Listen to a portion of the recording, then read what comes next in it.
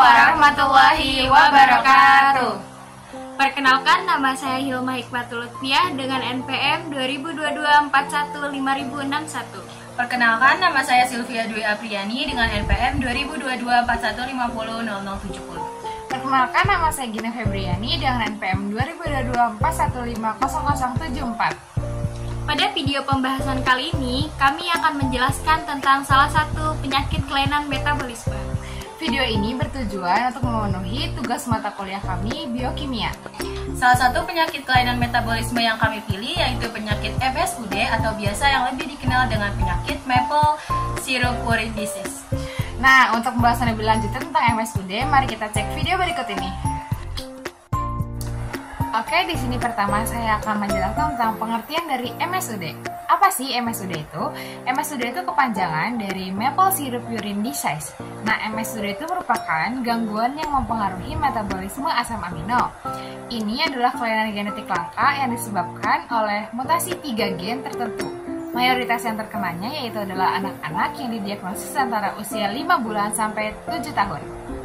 Penyakit ini menyebabkan tubuh tidak mampu memproses leusin, isoleusin, dan valin. Karena salah satu dari 4 enzim yang bertanggung jawab mengkode asam amino mengalami kerusakan atau mutasi. Hal ini ditandai dengan kurangnya dehidrogenase asam alfa keto, rantai cabang dalam tubuh yang fungsinya untuk memecah 3 asam amino bercabang atau BCAA, leusin, isoleusin, dan valin. 3 asam amino ini pada penyakit MSUD tidak bisa dipecah dengan enzim BCKAD. Hal ini berakibat pada kandungan asam amino tersebut, terlebih leusin akan menumpuk, kemudian akan menjadi toksik di dalam darah dan juga otak. Leusin, isoleusin, dan juga valin merupakan bagian dari asam amino esensial.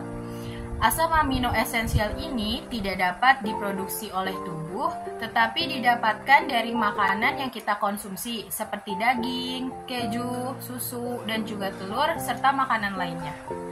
Mengapa dinamai penyakit Maple Syrup Urine Disease? Penyakit ini dinamai karena adanya urin berbau manis dan mirip dengan sirup maple. Bau ini akan semakin tajam apabila bayi mengalami krisis metabolisme. Bau ini juga bisa dicium di kotoran telinga pada individu yang mengalaminya.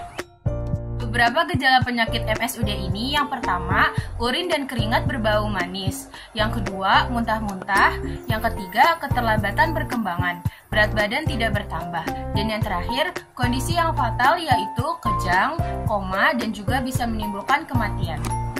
Penyakit maple syrup ini diwariskan kepada orang tua ke anaknya. Jika kedua orang tua adalah pembawa sifat, maka anak memiliki peluang 25% terkena MSUD ini.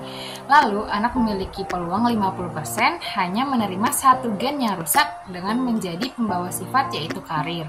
Sementara itu, 25% sisanya akan menerima satu gen normal dari orang tua. Untuk mempermudah, apabila kedua orang tua pembawa sifat memiliki 4 anak, maka satu anak tidak akan terkena MSUD dan 2 anak lainnya akan menjadi pembawa, sedangkan satu anak akan terkena penyakit MSUD. Apa yang terjadi jika penyakit Maple Syrup Urine Disease ini tidak ditangani dengan tepat?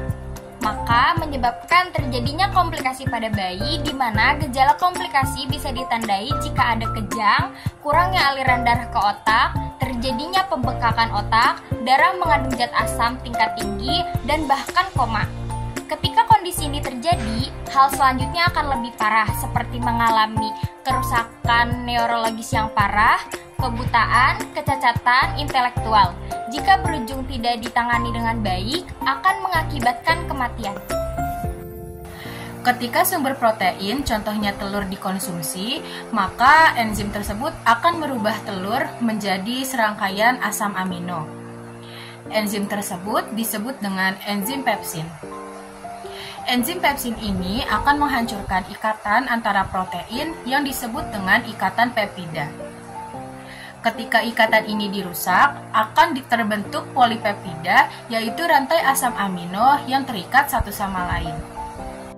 Lalu, polipeptida yang masuk ke dalam duodenum akan akan dihancurkan dengan enzim-enzim yang ada pada pankreas. Enzim-enzim tersebut adalah tripsin, karboksipeptidase, dan kimotripsin. Ikatan pepsida tersebut kemudian terhidrolisis sehingga membentuk peptida. Peptida adalah ikatan dari dua asam amino atau lebih. Kemudian, enzim tersebut akan merubah polipeptida dan peptida menjadi asam amino.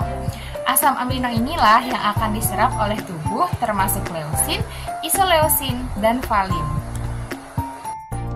Tidak ada cara untuk menyembuhkan penyakit ini dikarenakan berhubungan dengan genetik, tetapi BCAA bisa dihindari pemupukannya dengan dua cara. Dua cara itu adalah dengan cara diet dan juga dengan cara tes darah rutin. Dalam diet ini dapat dilakukan dengan cara menghindari konsumsi makanan dengan protein yang tinggi, serta memilih susu formula tanpa BCAA. Sedangkan pada tes darah harus rutin dilakukan agar mengetahui kandungan BCAA dalam tubuh. Berikut referensi yang kami gunakan. Sekian video pembahasan tentang penyakit MSUD dari kelompok 5, kurang lebihnya mohon maaf. Wassalamualaikum warahmatullahi wabarakatuh.